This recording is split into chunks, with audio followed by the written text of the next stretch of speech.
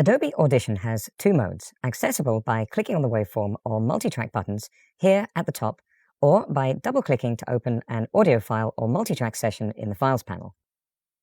To follow along, copy the assets that accompany this tutorial to your Creative Cloud account. I'm opening this file to view the waveform. There's a long gap at the beginning. You can remove this by selecting it and pressing Delete.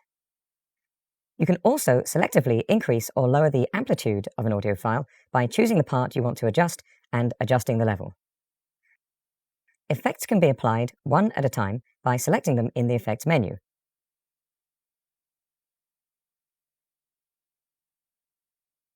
Or by adding them as a list in the Effects rack, which allows you to experiment with effect combinations before applying them. So you really feel it's transcendent. And I think stories which touch people, stories that move them, they tend to be ultimately transcendent stories. Effects help you get started with detailed controls to finesse your adjustments. You can also batch process audio files to remove issues like 60 Hz hum, or match the amplitude of clips using a range of measures, including industry-standard broadcast loudness options. The multitrack view offers a comprehensive set of non-destructive tools for mixing and editing audio. Changes you make in this mode do not modify your original audio files. Clips added to a multitrack session can be moved to blend them together. They can be edited and adjusted. You can make several adjustments to multitrack clips directly, making it really easy to adjust a mix quickly. For example, adjust a clip level to make it more audible. The multitrack effects rack is non-destructive and functions in a similar way to the waveform editor effects rack. The Essential Sound panel provides access to useful effect presets and clip adjustments based on particular tasks.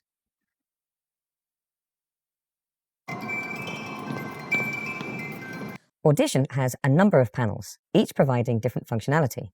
Workspaces make it simple to organize panels for different activities like radio production or mastering and analysis. So that's an overview of the Adobe Audition user interface, as well as its waveform and multitrack modes.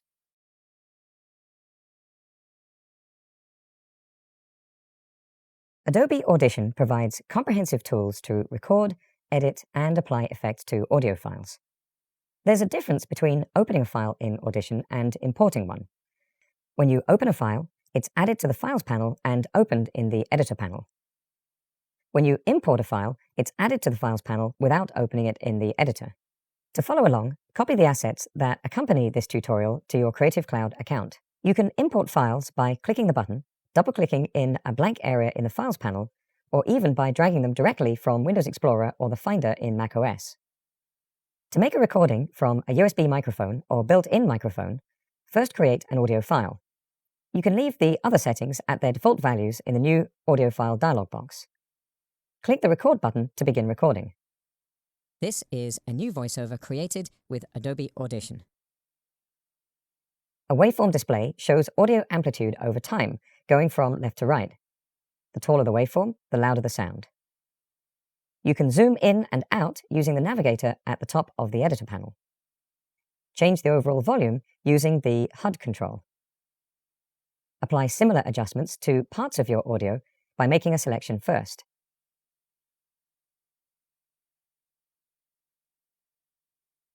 Apply a fade in and fade out using the on-screen controls. Apply an effect using the Effects menu. This parametric EQ effect allows you to adjust the audio level at particular frequencies. You can preview the before and after versions of the audio by playing the file and toggling the Power State button in the Effect dialog box. This is a new voiceover created with Adobe Audition. This is a new voiceover created with Adobe Audition. Playback will loop if the toggle loop button is on, as it is now. Apply and preview multiple effects using the Effects rack. Here's that parametric EQ effect again. This time, let's use a preset. I'll choose the Loudness Maximizer here. Now, here's a studio reverb to add presence to a vocal.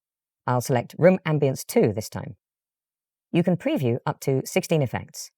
This is a new voiceover created with Adobe Audition. And when you're happy with the result, click the Apply button. You can save a file in a number of formats, such as MP3 or M4A. Go to the File menu and choose Save As. Choose a file name, output location, format, sample type,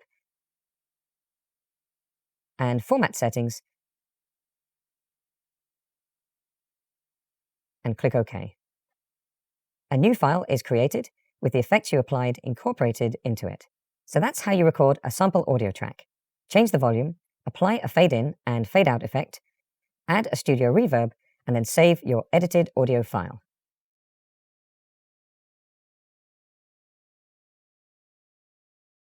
Adobe Audition CC allows you to combine multiple audio files into a complete composition with the multitrack editor. When you create a new multitrack session, you have the option to begin with default settings, track names, and no effects, or to use one of several template session types which have pre-named tracks with useful effects already applied. Let's use a template, Radio VO with music ducking. To follow along, copy the assets that accompany this tutorial to your Creative Cloud account. Multitrack session effects can be applied to individual clips or to the tracks on which the clips are located. Using track-based effects is an extremely efficient way to make adjustments to multiple clips, though you'll need to organize your session to make sure clips are added to the correct tracks.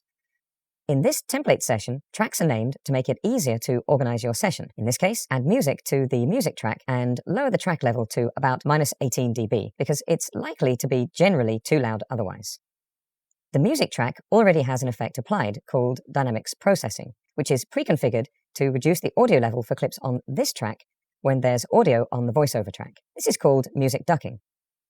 This system of using the contents of one track to change the way an effect is applied on another track is called sidechaining. A good example of using this effect is in radio broadcasting, where music gets quieter while the DJ speaks. Let's try this out by recording my voice directly into the multitrack session. You can record audio from any hardware inputs you have directly onto a track. In this example, I'm going to record my microphone alone, but you could easily configure multiple tracks to record different inputs at the same time. This might be a music performance with multiple instruments or multiple microphones. I'm choosing my microphone and arming the track for recording by clicking this button. Notice the meter now shows the level as I'm speaking. This helps you verify that you have the correct input selected. Let's record now.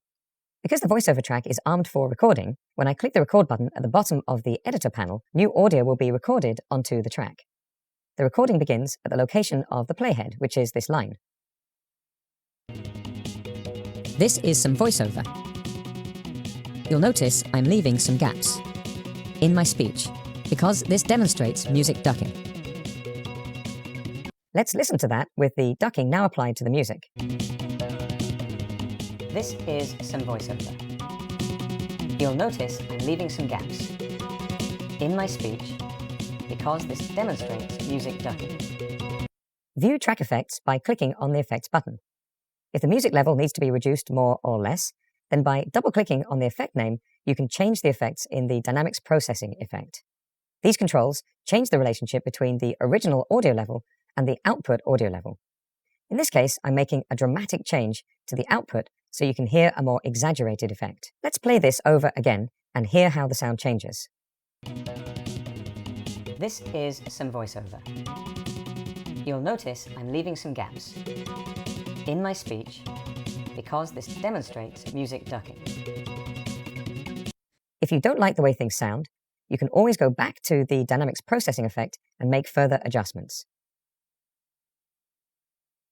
I'm going to use the razor tool to separate the sections of voiceover and reposition them to change the timing. Now that I'm happy with the new timing, I'm going to choose the Move tool, select them, right-click, and choose Groups, Group Clips. Notice the keyboard shortcut is Ctrl-G. That's Command-G on macOS. Now, when I move any of these clips, they move together. Ungroup them by right-clicking and choosing Group Clips again to deselect it. You can customize track colors, which by default will automatically update clip colors. you can also change individual clip colors. Large multi-track sessions can become complex, and one way to stay organized is to use specific colors for particular kinds of audio. So that's how you combine multiple audio files into a complete composition with the multi-track editor, as well as apply a music ducking effect that automatically lowers the audio level of a clip when there's a voiceover track present.